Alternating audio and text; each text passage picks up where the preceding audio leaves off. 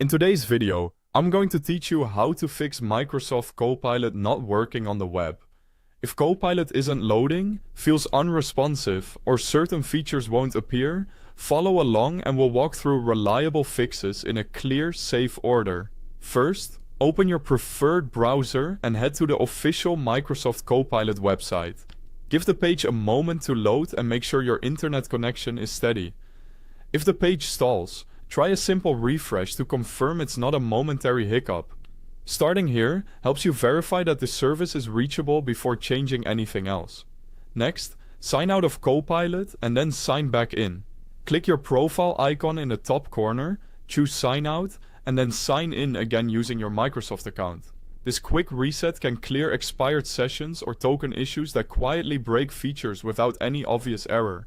Before going further, make sure your browser is up to date. An outdated browser can cause compatibility problems with modern web apps like Copilot.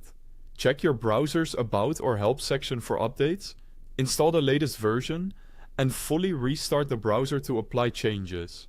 By the way, if you need the direct link to the Copilot website, you'll find it right at the top of the description so you can jump in quickly without hunting around.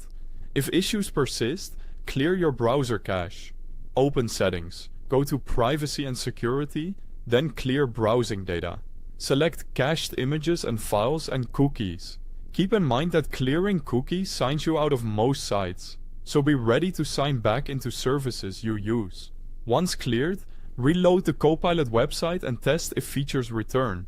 If that doesn't do it, temporarily disable any extensions that might interfere, especially ad blockers, VPNs, or strict security extensions.